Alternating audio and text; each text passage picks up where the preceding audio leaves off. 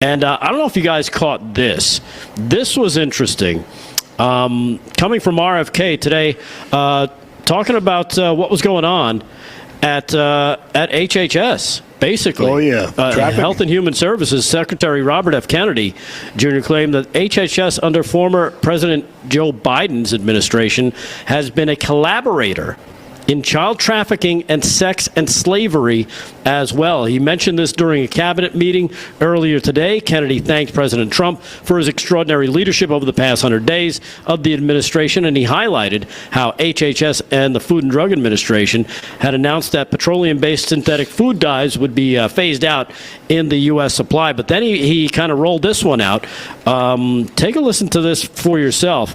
Again, it kind of catches, I think, some people off guard here. Cut number 11, as RFK Jr. outs HHS for their role in child trafficking. Check this out. This is, again, cut number 11.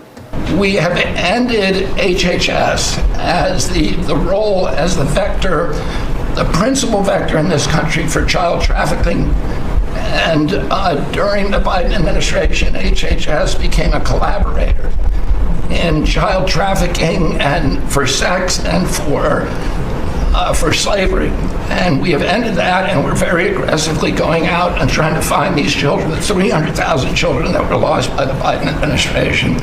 Yeah. If you saw some of the follow-up on that, there was departmental evidence that they were not allowing local officials and local law enforcement to contact them when they had leads on where some of these kids went. This is a really ugly story that I'd love to see.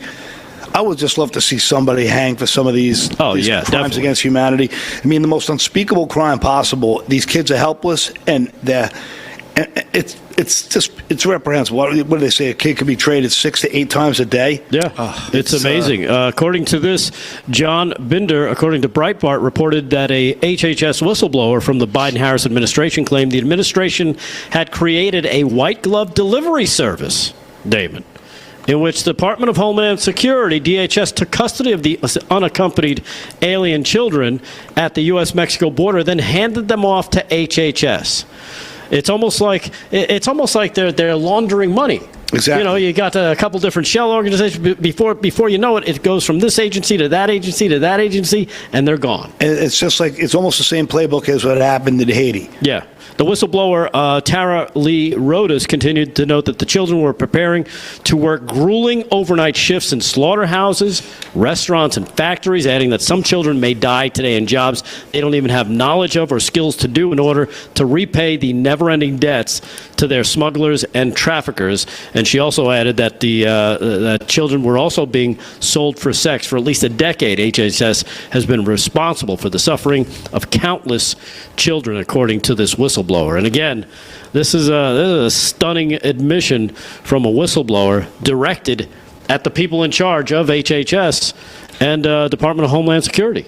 And don't forget, Joe Biden decided we didn't have to test DNA, no more DNA testing when people were bringing kids over the border. Right. And they were using that to say, all right, let's just make sure that you're his parents. And he just said, nah. Biden said, we don't have to do that anymore. Just bring the kids over. 330,000. Whatever happens, happens. Yeah.